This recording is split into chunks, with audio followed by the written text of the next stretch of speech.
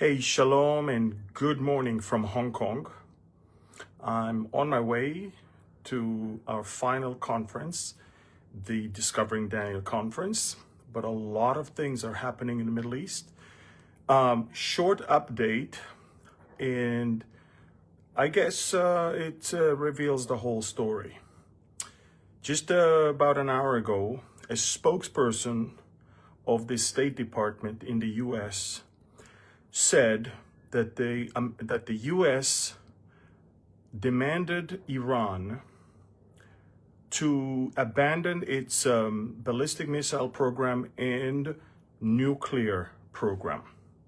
And then it ended with what's happening in Iran right now is a big tragedy. Now, why is it so important to pay attention to this? Because the first thing the spokesperson said is related to why Israel has to attack in Iran. Israel cannot tolerate Iran arming itself with thousands of ballistic missiles and renewing its nuclear program, which aims to destroy Israel. So that's the Israeli side. And the ending of that press release was, what's happening in Iran is tragedy, and that, of course, is related to the help is on the way in regards to the over 40,000 people that were killed in Iran by its own evil regime. What I'm trying to say is that the ground is being prepared for something that will be both Israel and America dealing with Iran. The last thing I want you to know is this. The Turkish foreign minister on TV interviews is spreading rumors that Israel is about to strike Iran first.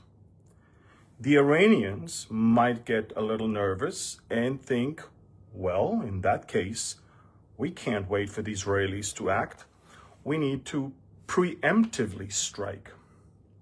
In that case, if Israel sees a preparation or refueling the ballistic missiles, moving the launchers, moving the missiles and positioning them, if we see that, we will have to act first. And that, of course, will lead to dealing with the first two things that the U.S. State Department talked about: removing the existing ballistic missile threat. And I believe that if Israel will have to strike first because of necessity, because we think that Iran is plotting a preemptive strike, if we will have to do it first, most likely we will leave the regime change for America to do, as it's America's promise that help is on its way, and it's America's thing to remove the Ayatollahs. And it obviously probably will take a bigger force than the Israeli Air Force. So bottom line is this: similar to the June 12-day war, when Israel was the first to attack and remove the immediate threats of the commanding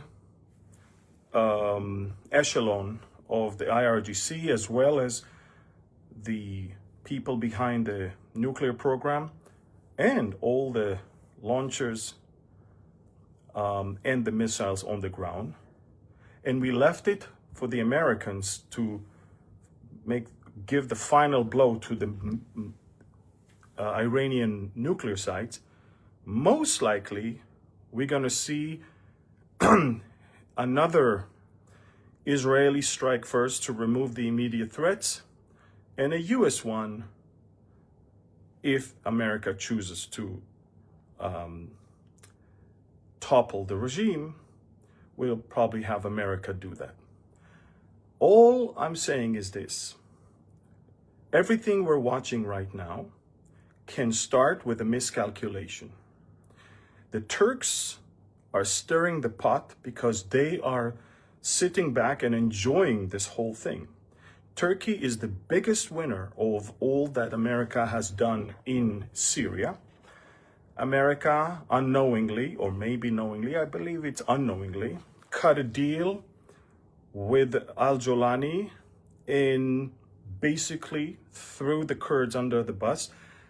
And America, thinking it's creating a new Syrian regime and a new Syrian army, but in reality received ISIS controlling Syria. But the ISIS people that are controlling Syria took off their ISIS uniforms, put on some suits and proper military uniforms, but they're ISIS. Everything they do is ISIS. These are the same psychopaths. So Erdogan is enjoying the whole thing. He's enjoying what's going on in Syria. He's enjoying the weakening of Iran. And at the same time, he's telling the Iranians that he's supporting them, that he believes in their rights to, defend themselves, and how they handled the situation was courageous and all of that. He's fueling both sides and sitting back and enjoying all of it.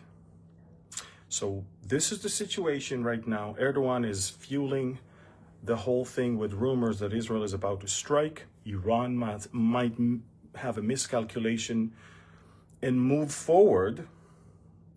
And if Iran does something stupid, Israel will have to go and take care of business. And we will leave it for America to take care of the regime change if they choose to do so.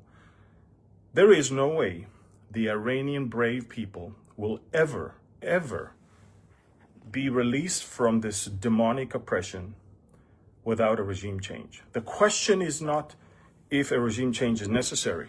The question is, will a regime change take place? And that I'm not sure about.